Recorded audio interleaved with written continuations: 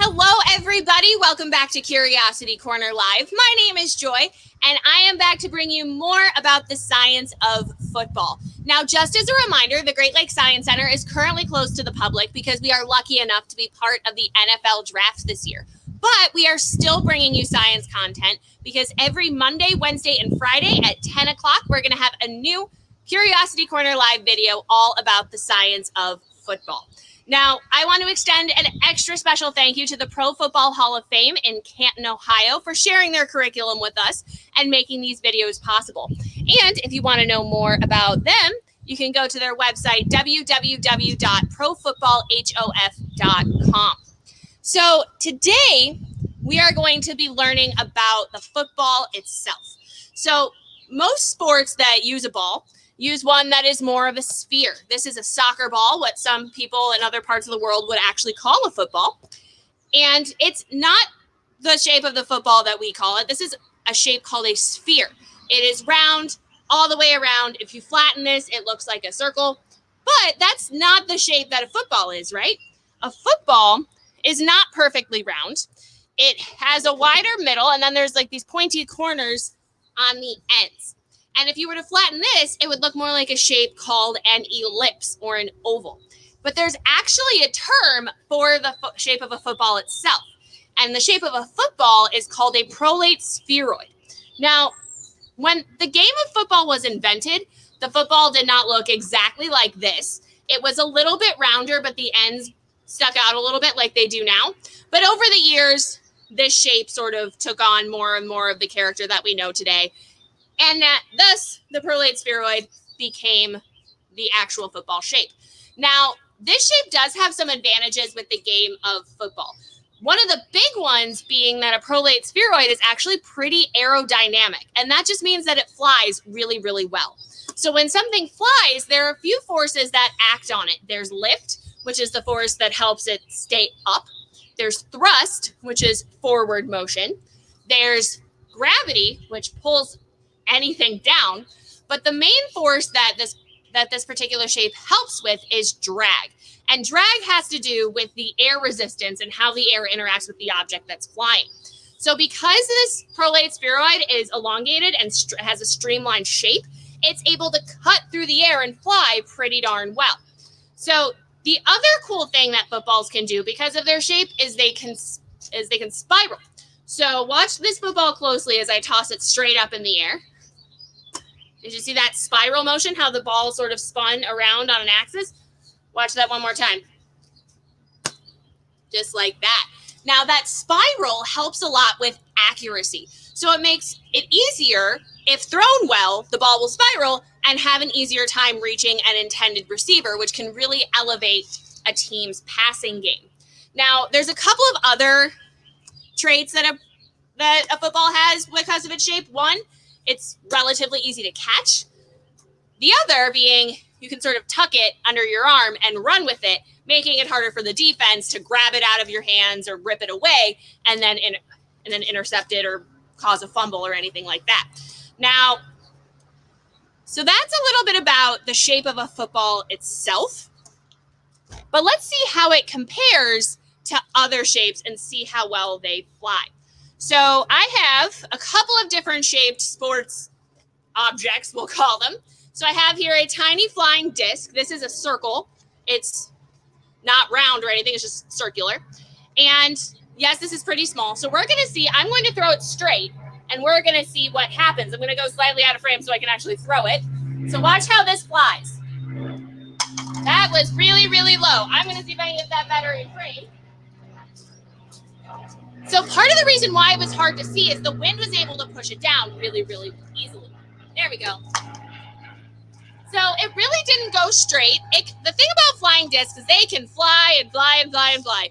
But because of their shape, the wind can knock them or make them turn or push them down. And they don't always go where you want them to go 100% of the time. So they're great for playing catch. They're great for throwing. Probably not always the most accurate tool in the world because they are very, very susceptible to wind. So I also have this little container of It's a plastic food storage container, and it's kind of square. It's kind of a cube shape. So we're going to see what happens when I try and throw this. That didn't work out so well, now did it? This is not the most aerodynamic shape in the world, as you can tell. So because of the way this is shaped, it doesn't really cut through the air very well. So I throw it, and then it hits this wall of air, and it's just like, nope. And then it falls. I could try it with a rectangle, and, this flies a little better, but it flips and tumbles. So, squares and rectangles. Not the best aerodynamically. Not the best for distance either. So let's try another shape. So I have here, this is a softball. This is a 11-inch softball. Now the cool thing about these is these are those sphere shapes, but softballs are really, really cool because like a football, they don't necessarily fly straight. They spin and they turn, but it's designed a little bit differently. So see if you can follow this path. I know it kind of went out of frame there a little bit, but the softball took an arc. It went up and then traveled and went back down. Now, I could have made the softball go farther, but like I said, I am not a professional athlete. I'm trying to keep things in frame. But watch that arc one more time. So you can see when it reached the other side of the frame, the bottom kind of fell out of it a little bit and the ball started to sink. Now, softballs and baseballs are really, really cool because they are really, really accurate. You can put them wherever you want. And that's honestly what a pitcher tries to do. If the batter likes to hit things in this area, pitchers can pitch things so that way the ball goes here or there or there or starts there and goes there, all over the place. So accuracy is a really good thing for these spheres like baseballs and softballs. But because they don't have the elongated, streamlined shape that a football does, they don't always fly quite as far as a football might be able to do. So accuracy with these, great, but not necessarily the best aerodynamics. So let's see what happens with our football and what happens when I throw that. So keep in mind, watch that flight pattern. Did you see that flight? It sort of went straight and coasted. I'm going to get that back. Thank you very much. Offstage person. So, you see, it didn't really have that sharp arc that the softball did. Now, there is an arc with footballs. Part of it is I'm throwing straight and I'm not throwing very hard. If I wanted to throw it further, I would need to angle it back and create a much bigger arc. But because this shape is so aerodynamic, it can coast farther and go exactly where I want it to.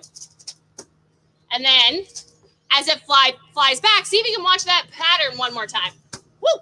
I'm going to see if I can, we're going to do this one more time so you can get a look at this pattern and movement. So watch how straight this goes.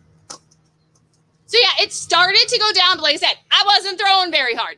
So now, we've seen how different shapes of sports balls can fly, whether it's the flying disc, which is a circle, the softball, which is a sphere, or our football, which is that prolate spheroid. So we can see that each piece of equipment has its own benefits, but footballs have a special shape that make it perfect for the game that it's played with. And that brings me to your challenge for today, which is to experiment with different shapes and see which one you think will fly the best. If you have any of the stuff that I have, pull it outside. Start throwing some passes. See what can fly the farthest, what flies the highest, what spends the most time in the air. Or you can try other pieces of equipment too. Maybe you have a basketball. Maybe you have a tennis ball. Maybe you have a bigger flying disc or other shaped objects. I don't know. Make sure that you are only throwing things with a grown-up's permission. And I strongly recommend that you take this outside so that way you have lots of open space. And whatever you do, make sure that you let us know your results. Take photos, take videos, share your results with us on social media. Tag us, use our hashtag StayCuriousCLE. And we cannot wait to see what you might discover.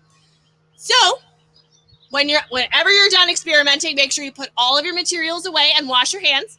and then come back for our next all-new episode of Curiosity Corner Live every Monday, Wednesday, and Friday at 10 o'clock, just to learn a little bit more about the science of football. So get out there, get experimenting, have fun, and until next time, stay curious.